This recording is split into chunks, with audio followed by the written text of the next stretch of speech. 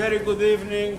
ঢাকা সফরের তৃতীয় দিনের ব্যস্ত কর্মসূচি শেষে হোটেল ইন্টারকন্টিনেন্টালে যখন বাংলাদেশের পররাষ্ট্র উপদেষ্টা ও জাতিসংঘ মহাসচিব যৌথ সংবাদ সম্মেলনে আসেন, তখন ইফতারের কিছু সময় বাকি। পররাষ্ট্র উপদেষ্টার আমন্ত্রণে বক্তব্য শুরু করেই জাতিসংঘ মহাসচিব রমজানের শুভেচ্ছা জানান। বলেন, নিপীড়িত রোহিঙ্গা জনগোষ্ঠী ও তাদের আশ্রয় দেয়া বাংলাদেশি মুসলিম জনগোষ্ঠীর সঙ্গে একাত্মতা জানাতেই তিনি এই সফরে এসেছেন। জাতিসংঘ মহাসচিবের বক্তব্যে উঠে আসে বাংলাদেশের মানুষের রাষ্ট্র সংস্কারের আকাঙ্ক্ষাও। তিনি বলেন, সংস্কার ও রূপান্তরের যে প্রক্রিয়ার মধ্য দিয়ে যাচ্ছে বাংলাদেশ, সেখানে জাতীয় সংলাপ, শান্তি প্রতিষ্ঠা কিংবা পারস্পরিক আস্থা বিনির্মাণে যে কোনো সহায়তা করতে প্রস্তুত জাতিসংঘ। As the country undergoes a significant transition under the leadership of Chief Advisor Yunus, doctor ইউনুসের নেতৃত্বে এই দেশটি যে তাৎপর্যপূর্ণ রূপান্তরের মধ্য দিয়ে যাচ্ছে এবং গণমানুষের মধ্যে সুশাসন, সমৃদ্ধি ও ভবিষ্যৎ গণতান্ত্রিক বিকাশের যে আকাঙ্ক্ষা তৈরি হয়েছে, আমি সেটাকে স্বীকৃতি ও সম্মান জানাই। এই সময়টা বাংলাদেশের জন্য খুবই গুরুত্বপূর্ণ এবং একটি অংশগ্রহণমূলক ও সমৃদ্ধ ভবিষ্যৎ নির্মাণের এই পথে আন্তর্জাতিক সম্প্রদায়ের উচিত তাদের প্রত্যাশিত ভূমিকাটা নেয়া।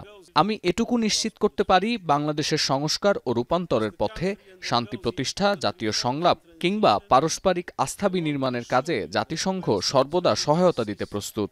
in fostering peace, national dialogue, trust and healing. Antonio Guterres বলেন, 10 লাখের বেশি রোহিঙ্গা জনগোষ্ঠীকে আশ্রয় দিয়ে বাংলাদেশের মানুষ মহানুভবতার পরিচয় দিয়েছে। আন্তর্জাতিক সম্প্রদায় যেন সেটিকে শুধু বাংলাদেশের বিষয় বলেই ছেড়ে না দেয়। জাতিসংঘ প্রধান রোহিঙ্গা জনগোষ্ঠীর জন্য প্রয়োজনীয় সহায়তা না আসায় মানবিক বিপর্যয়ের আশঙ্কা করেন। মিয়ানমারের অভ্যন্তরে অস্থিতিশীল পরিস্থিতির কথা উল্লেখ করে তিনি বলেন, প্রতিবেশী রাষ্ট্রগুলোর উচিত রোহিঙ্গাদের নিরাপদ ও সম্মানজনক প্রত্যাবাসনের জন্য দেশটির সেনা সরকারের উপর চাপ প্রয়োগ করা। প্রশ্নোত্তরে মিয়ানমারের উপর জাতিসংঘের নিষেধাজ্ঞা আরোপের বিষয়ে জানতে চান সাংবাদিকরা।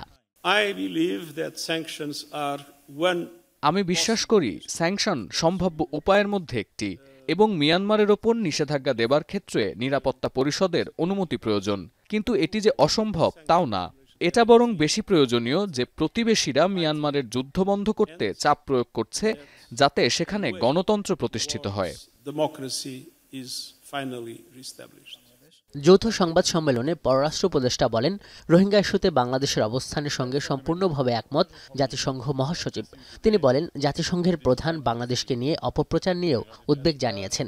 জুলাই গণহত্যায় অভিযুক্ত শেখ হাসিনাকে ফিরিয়ে আনার ব্যাপারে আলোচনা হয়েছে কিনা সে বিষয়ে উত্তর দেন পররাষ্ট্র উপদেষ্টা।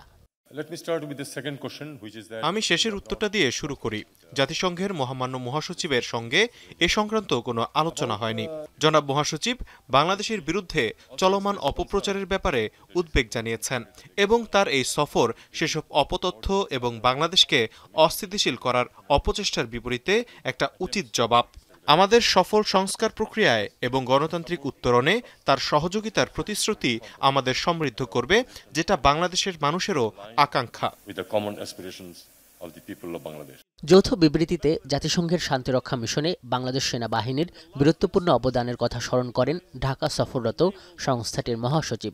পররাষ্ট্র উপদেষ্টা জানান, বাংলাদেশের গণতান্ত্রিক বিকাশ ও জুলাই চার্টার প্রণয়নের জন্য গঠিত কমিশন সহ জুলাই আন্দোলনে অবদান রাখা যুব সমাজ ও সুশীল সমাজের সঙ্গেও আলাদা 3টি বৈঠক করেছেন জাতিসংঘ মহাসচিব।